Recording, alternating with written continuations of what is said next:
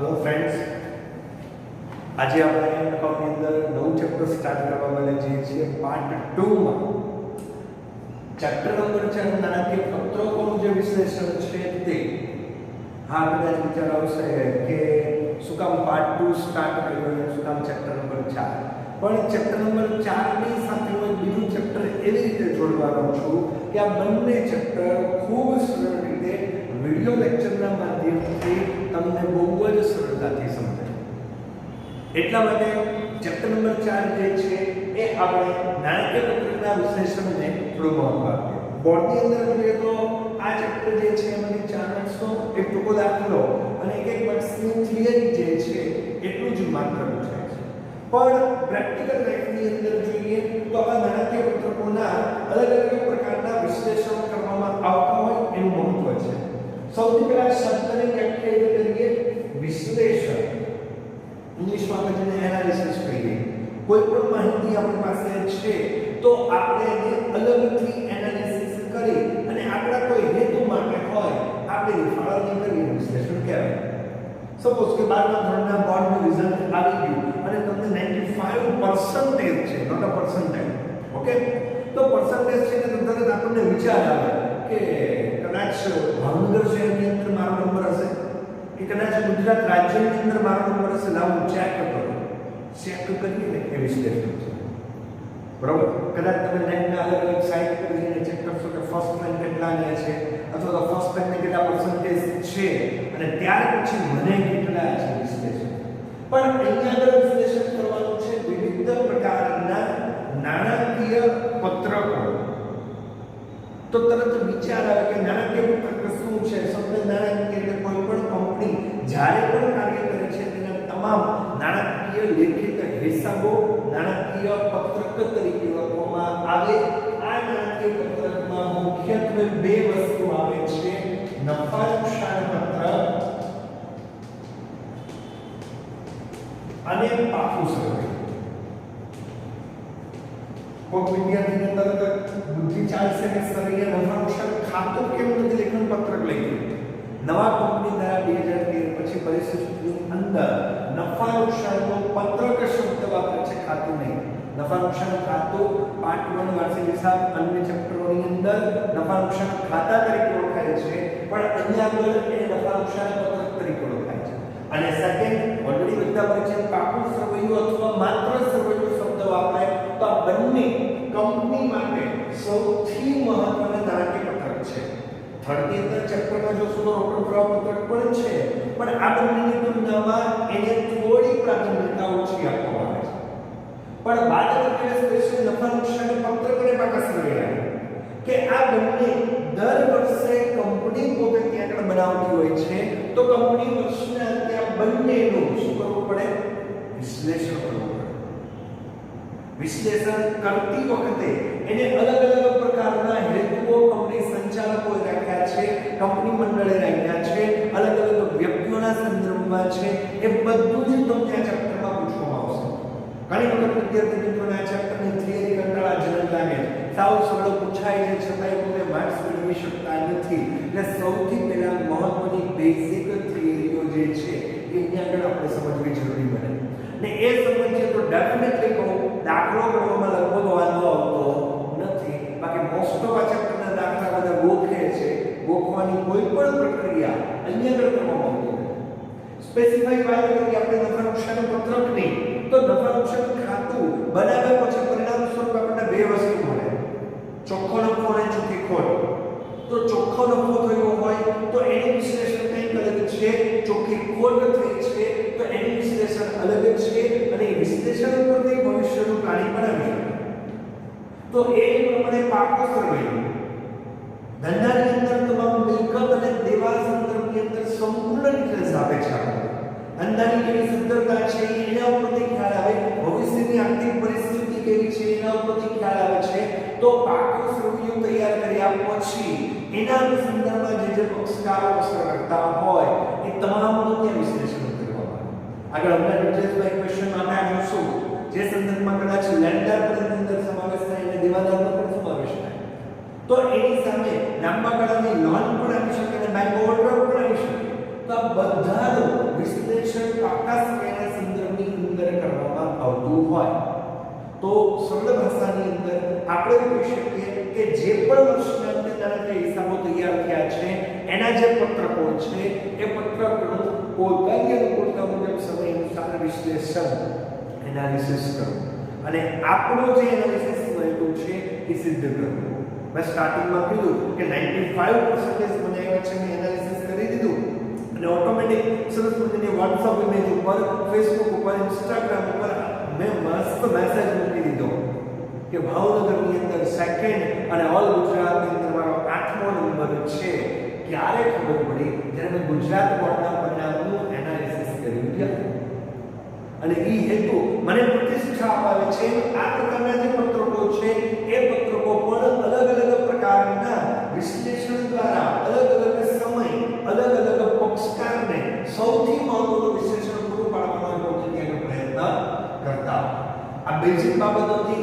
આની ઉપરથી અર્થની વ્યાખ્યા કરી. અર્થ સમજ્ય, વ્યાખ્યા સમજ્ય, બે ત્રણ ચાર પ્રકારની છે. સૌથી સરળ બાબત હું વર્ણન કરું છું જે તમને સરળતાથી સમજાઈ શકે એટલે. નાણાકીય પત્રક એટલે શું તો એનો અર્થ જોઈએ.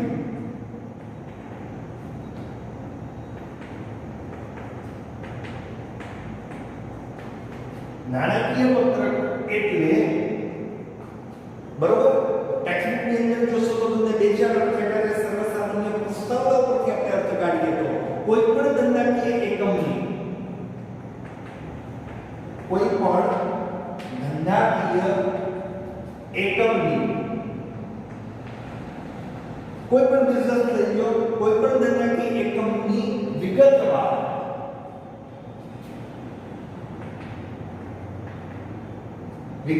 ડિટેલ્સની અંદર સૂક્ષ્મ માહિતી પણ હોવી જોઈએ અને સંપૂર્ણ માહિતી પણ હોવી જોઈએ. વિગતવાર નાણાકીય પરિસ્થિતિ,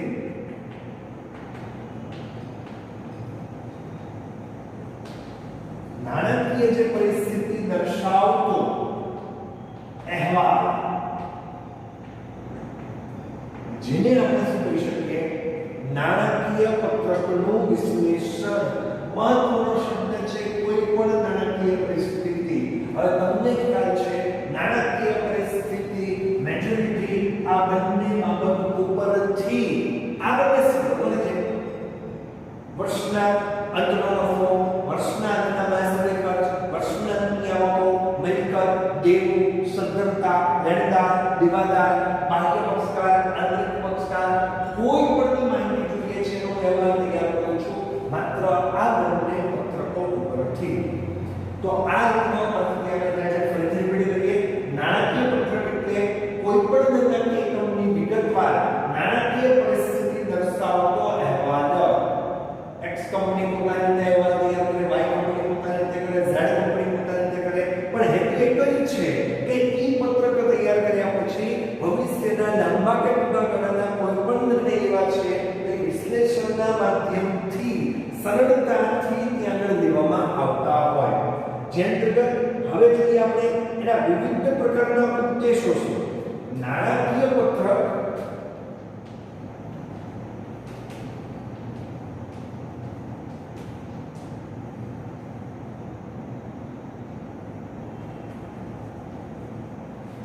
વિશ્લેષણના ઉદ્દેશ.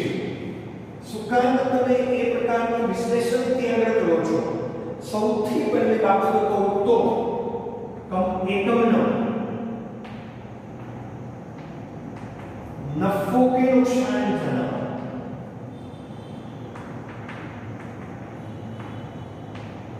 કોઈ પણ એકમ જે છે બિઝનેસ કરે છે તો પહેલો હેતુ એનો નફો કરવાનો જ છે. પણ ઘણી વખત એવું થાય વિપરીત પરિસ્થિતિ હોય તો નુકસાન પણ થાય. તો નાણાકીય પત્રકના માધ્યમથી એનું વિશ્લેષણ કરી ચાલુ વર્ષે કે ભૂતકાળની અંદર કેટલો નફો થયો છે એ નફાની સંપૂર્ણ વિગત હું જાણી શકું છું. સંપૂર્ણ માહિતી કે નફા નુકસાન તરીકે નફા નુકસાન ખાતા ઉપરથી સરળતાથી મળે છે. સાદી પરિભાષામાં સમજાવું તો વર્ષ દરમિયાન આવક વધુ હોય, ખર્ચ જાવક કે ખર્ચ ઓછો હોય તો પેઢીમાં નફો થયો છે એવું કહેવાય. એના કરતા વધુ આવકનું પ્રમાણ ઓછું અને ખર્ચ કે જાવકનું પ્રમાણ વધુ છે ત્યારે નુકસાન થયું એવું કહેવાય. આ નફો કે નુકસાન બધું જ દર્શાવીએ છીએ જેથી નફા નુકસાન પત્રક ઉપરથી આપણને સરળતાથી નફો કે નુકસાન વર્ષાંતે જાણી શકાય. ઘણી મલ્ટીનેશનલ કંપનીઓ એવી છે કે પોતે વર્ષ દરમિયાન ત્રિમાસિક કે માસિક પણ નફા નુકસાન ગોતે છે. જે ખૂબ સરસ પ્લાનિંગથી ચાલતી હોય કે 3 મહિના બિઝનેસ કર્યો, 3 મહિના સુધીના ઉદ્દેશો પૂર્ણ કરવા નફો નુકસાન જાણી લો. એના આધારે જો કોઈ પ્લાનિંગ આયોજનની અંદર ફેરફાર કરવો હોય તો હું એ સરળતાથી કરી શકું.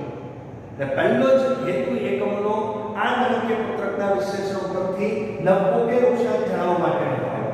સેકન્ડ, ધંધાની આર્થિક પરિસ્થિતિ જાણવા માટે. ધંધાકીય એકમની આર્થિક પરિસ્થિતિ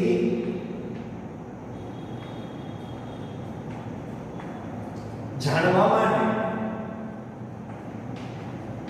હવે ઘણા વિદ્યાર્થી મિત્રો મને શબ્દ આર્થિક પરિસ્થિતિ ઉપર ડિપેન્ડ છે ને કદાચ નવો લાગે. આર્થિક પરિસ્થિતિ એટલે હું તમને એમ કહું કે તમે કરોડપતિ છો ક્યારે મને ખબર પડે. તમારી એક બેંક બેલેન્સ છે, સરસ મજાના કપડાં પહેરો છો, સરસ મજાનું બાઇક કાર ચલાવો છો, લાઈફસ્ટાઈલ ખૂબ સારી છે, હું કહું તમારી આર્થિક પરિસ્થિતિ સારી, તમે કરોડપતિ છો. એમ ધંધાની પણ આર્થિક પરિસ્થિતિ જાણવી પડે. આર્થિક પરિસ્થિતિ દર્શાવે છે પાકું સમયું જેની અંદર મુખ્ય બે વસ્તુને ત્યાં આગળ ધ્યાનમાં લેવામાં આવે છે, મિલકત અને દેવું.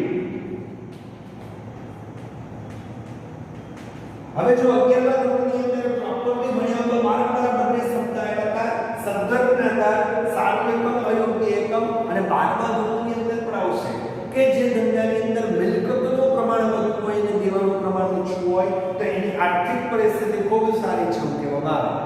સાદી ભાષામાં તો મિલકત તેના આંકડા બહુ સરસ હોવા જોઈએ તો આપણું એકમ સારું.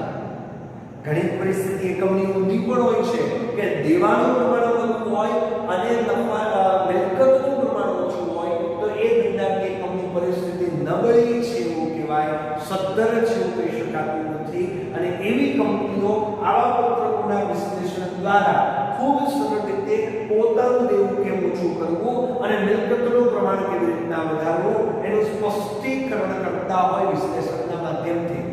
જો મારું જેવું એકમ હોય તો હું જે એકમની અંદર કેવી રીતના સરસ પ્લાનિંગ કરી અને દેવું ઘટાડી અને મિલકત વધારવાનો પ્રયત્ન કેવી રીતના કરી શકાય તે હું એ નથી કરી શકતો. તો ઘણી એવી વ્યક્તિ કોમર્સ ફિલ્ડની છે અને તમારામાંથી પણ ઘણા વિદ્યાર્થીઓના આઈક્યુ લેવલ અને નોલેજ એટલા સારા છે કે જે ભવિષ્યની અંદર પોતે માત્ર એનાલિસિસ્ટ તરીકે કાર્ય કરે અને એ પોતાના વિજ્ઞાન જ્ઞાનનો લાભ એકમને આપે અને એકમ એ ખૂબ સારું કાર્ય કરે.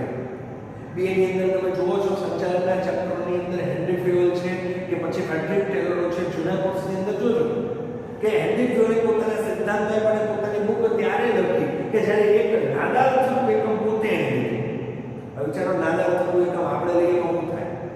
હું તમને કહું તમારી કંપની ખરીદવાની તો 2-5 કરોડની કઈ સારી વેલ્યુએબલ કે પ્રતિષ્ઠાવાળી કંપની જ દેશો, કોઈ જે ખોલ કરતી કંપની નહીં લો તો શું એ સંચાલક ગાંડો હતો?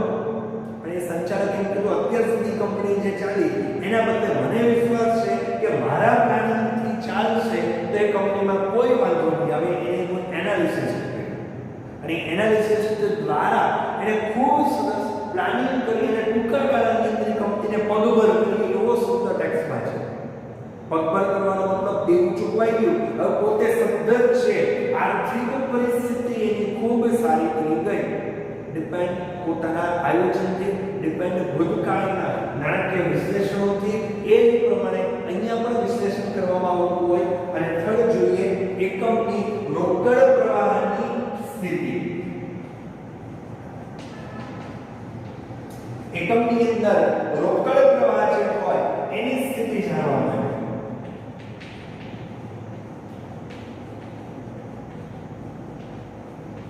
હવે હું તમને પૂછું સાદી પરિભાષામાં તમારા રોકડ પ્રવાહની સ્થિતિ તમને કેવી ગમે? આન્સર તમે એમ જ આપો સર રોકડ આવતા હોય બહુ સારું.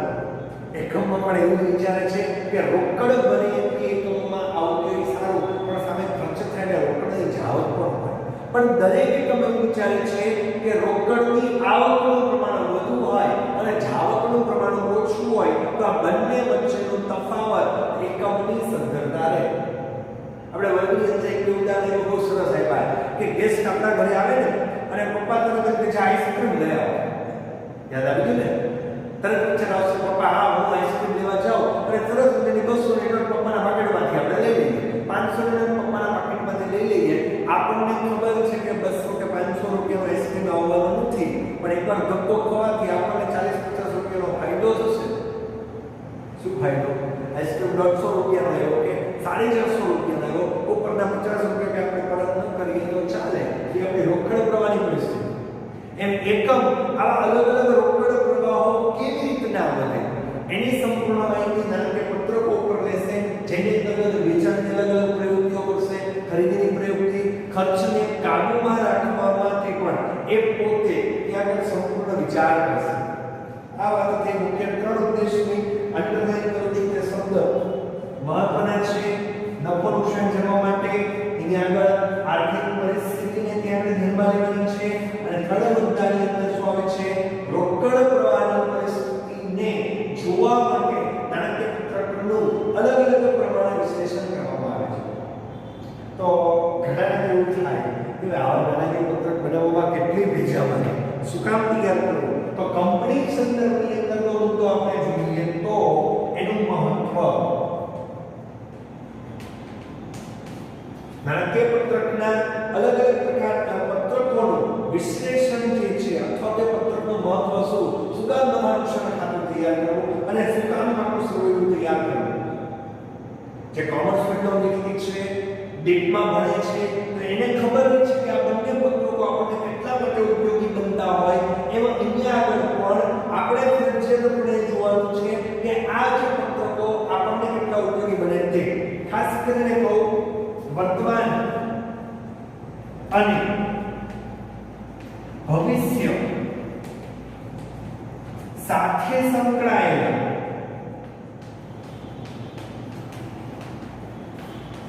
પક્ષકારો માટે ટોપિક થોડુંક અલગ ટ્રેક ઉપર છે. જો તમે ઉદાહરણથી સમજો તો એને સરળ બનશે. વર્તમાન અને ભવિષ્યની સાથે સંકળાયેલા કોઈ પક્ષકાર અથવા જોડાવા માંગતા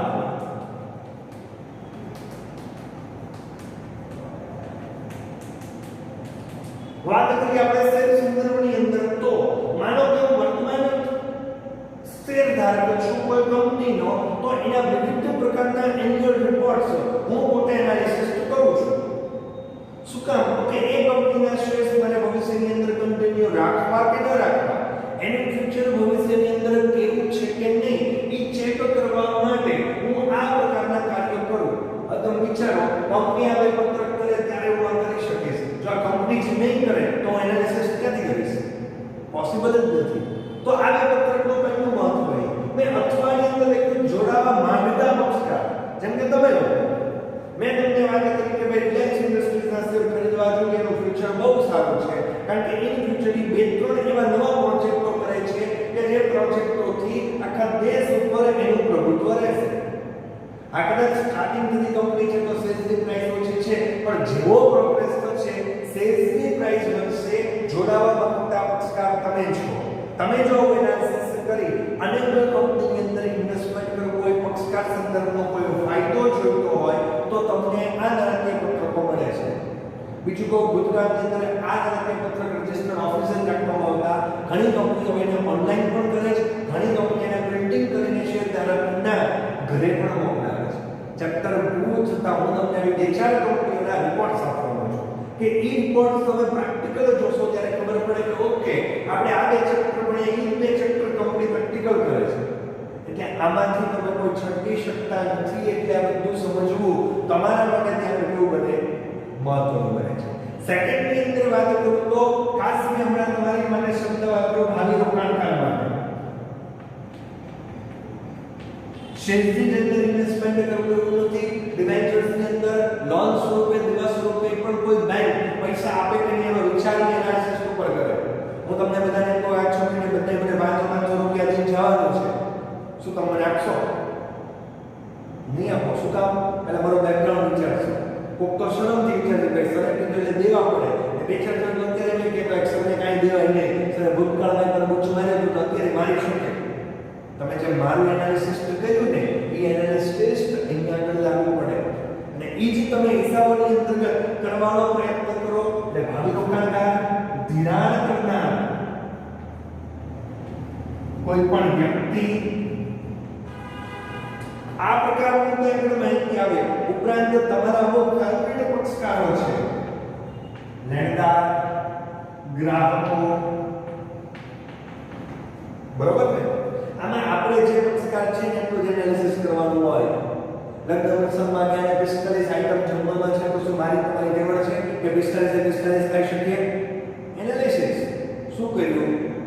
નવી કઈ વસ્તુ છે ને આપણને કઈ ભાવની વસ્તુ છે એ જ ખવાય, બીજી એક પણ નહીં. એમ બધા પક્ષકારો કઈ મારે એકલા વિચાર નથી કરવાનો, તમારે નથી કરવાનો, પણ કંપની બધા પક્ષકારો વિચાર કરીને પત્રક બનાવે છે. એટલે હવે તમે લેન્ડર તો લેન્ડર સંદર્ભમાં જ વિચારવાનું, બીજું કંઈ નથી વિચારવાનું. તમે જ્યારે ભાવિ રોકાણકાર બનવા માંગો છો તો ભૂતકાળના રિપોર્ટને જ મહત્વ આપવાનું છે. એમ અલગ અલગ પક્ષકારો આ પ્રકારનું કાર્ય કરે છે. ખાસ કરીને ત્યારબાદ આવે સરકાર. ટેક્સેસની વાત કરીએ તો શું આવે? ગવર્નમેન્ટ પોતે પોતાનો ટેક્સ વસૂલ કરી જ લેશે રિપોર્ટ ઉપરથી, કારણ કે એ રિપોર્ટ એને ઓલરેડી ઓડિટ કરાવવા પડે સીએ પાસે. અને ઉપરાંત તમે જોઈ શકો છો હજી અલગ અલગ પ્રકારની એજન્સીઓ પણ આ પ્રકારના રિપોર્ટ્સ નું એનાલિસિસ કરે. શું કેવી રીતે? મેં હમણાં તમને બોર્ડ ઉદાહરણ આપ્યું ને કે મને 95% આવ્યા અને તમને 94, તો હું તમારી સાથે કમ્પેર કરીશ, તમે મારી સાથે કમ્પેર કરશો. કમ્પેર કરીને કંઈક તો એનાલિસિસ આવશે ને. તરત તમે એમ કહેશો કે તમારું ઇંગ્લિશ સારું હતું ને તમને ઇંગ્લિશમાં 92 છે ને મારું ઇંગ્લિશ થોડું વીક હતું ને મારે ઇંગ્લિશ શિક્ષક છે એટલે મને 1% ઘટ્યો, બાકી તો આપણું સારું છે. આવી વિવિધ એજન્સીઓ પણ અલગ અલગ કંપનીઓના રિપોર્ટ્સનું એનાલિસિસ કરી અને પોતાની જે રીતના આગળ વધવું એવા પ્રકારનો ત્યાં આગળ બેનિફિટ મેળવવાનો પ્રયત્ન કરે. આ બધું મહત્વ છે કે જે અલગ અલગ પક્ષકારોના સંદર્ભની અંદર અલગ અલગ રીતે કરવામાં આવતું હોય તો આ એનાલિસિસ ત્યાં આગળ મહત્વનું બનતું હોય. હવે સૌથી મહત્વનો ટોપિક આવે છે નાણાકીય પત્રકોના વિવિધ પ્રકારો.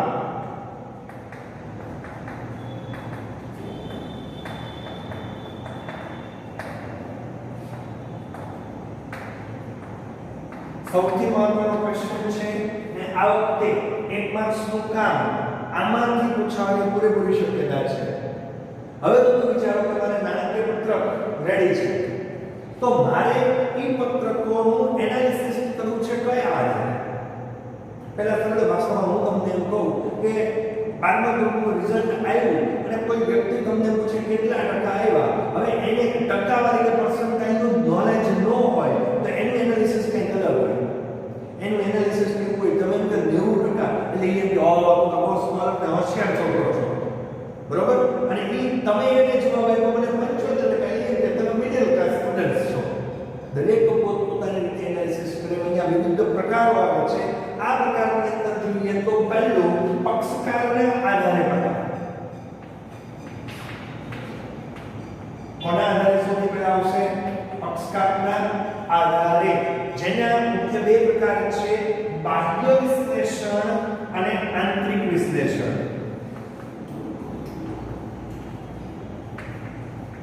બાહ્ય વિશ્લેષણ અને આંતરિક વિશ્લેષણ. વિદ્યાર્થી મિત્રો, ટેક્સ્ટબુક હવે તમારી સાથે હોવી જોઈએ. તો હવે તમને વિડિયો સાથે ટેક્સ્ટબુકને મેચ કરવાની બધી મજા આવશે. પેજ નંબર 156 ઉપર સ્ટાર્ટ થાય છે કે બાહ્ય પક્ષકાર કોને કહેવાય અને આંતરિક પક્ષકાર કોને કહેવાય. સાદી ભાષામાં એકમની બહારના હોય એ બાહ્ય પક્ષકાર તરીકે ઓળખાય, એનું વિશ્લેષણ અલગ હોય. અને આંતરિક વિશ્લેષણ એટલે એકમની અંદરની જે વ્યક્તિ હોય એ પક્ષકાર સંદર્ભનું વિશ્લેષણ અલગ હોય. સાદી ભાષામાં ઘરમાં બે ભાઈ બહેનો માંગ્યા હોય ને તો આપણે બોલાવીએ કે આંતરિક વિશ્લેષણ, પણ બહારથી કોઈ આવે ને ઘરમાં તો ખબર ન પડે કે આ બે બાંધેલા છે. બાહ્ય વિશ્લેષણ એનું કંપનીના અમુક એવા પક્ષકારો છે, અહીંયા નજર કરતો ખબર પડી જશે કે એવા પક્ષકારોના સંદર્ભની અંદર બાહ્ય વિશ્લેષણ કરવું કમ્પલસરી જરૂરી છે. જ્યારે અમુક મુદ્દાઓ એવા છે કે એકમે પોતે આંતરિક રીતે એનું ત્યાં આગળ વિશ્લેષણ કરવું જરૂરી બનતું હોય. જેમ કે ભવિષ્યની અંદર જોડાવા માંગતા કે ભવિષ્યના રોકાણકારો જે છે એ બાહ્ય પક્ષકાર તરીકે આવે તેનું વિશ્લેષણ કરવું જોઈએ. હું સમયસર રેકોર્ડ નહીં મૂકું તો કોઈ માર્કેટમાંથી ઇન્વેસ્ટમેન્ટ કરનારી વ્યક્તિ એ રિપોર્ટ જોઈ નહીં શકે તો ક્યારેય તે મારો કોઈ પણ પ્રકારનો શેર હોલ્ડર કે નાના નિર્માણ સંસ્થા બની શકતી નથી. પક્ષકારો પુષ્કળ આવશે. મોસ્ટ ઓફ જોવાની અંદરથી બાહ્ય પક્ષકારો જ છે. તો બાહ્ય પક્ષકારને આપવા માટે સંચાલકે સમયે ઓડિટ કરાવેલા રિપોર્ટ્સ ઓનલાઈન અને ફિઝિકલ મૂકવા પડે છે અને એનાલિસિસ કરનાર વ્યક્તિ એનાલિસિસ કરે છે. એ તો તમને 95% આવ્યા એટલે તમે એનાલિસિસ કર્યું કે ભાવનગર કે ગુજરાતની અંદર મારો રેન્ક છે કે નહીં. મારા 36% આવ્યા હોય તો હું એનાલિસિસ કરવાનું છે. નેવર. કહેવાનો મતલબ જરૂરિયાત મુજબ જ બાહ્ય પક્ષકારોને ધ્યાનમાં રાખીને પહેલું તો હિસાબો પ્રકાશિત કરવા પડે, પ્રકાશિત એટલે જાહેર કરવા પડે, જેથી આખા માર્કેટની અંદર દરેક વ્યક્તિ એનું યોગ્ય રીતે શું કરે એનાલિસિસ કરી શકે. સેકન્ડ મુદ્દાની અંદર જોઈએ તો આંતરિક વિશ્લેષણ તરીકે ઓળખવામાં આવે છે. મેં હમણાં તમને કીધું એમ એકમની અંદરના વ્યક્તિ અમુક મુદ્દા ભવિષ્યના પ્લાનિંગ માટેનું આંતરિક વિશ્લેષણ છે. જે અંતર્ગત જોઈએ તો સૌથી પહેલું આ આંતરિક વિશ્લેષણ એવું કહે છે કે આપણે રિપોર્ટ તૈયાર કરવો. નફા નુકસાન પત્રક અને બાકી સમયનું તૈયાર કરો. એના આધારે ફટાફટ કાર્ય થશે. મેં કેમ કીધું એના આધારે ફટાફટ કાર્ય થશે. ઉદ્દેશમાં નજર કરો તો તમને આન્સર નીકળી પડી શકે સરસ મજાનો.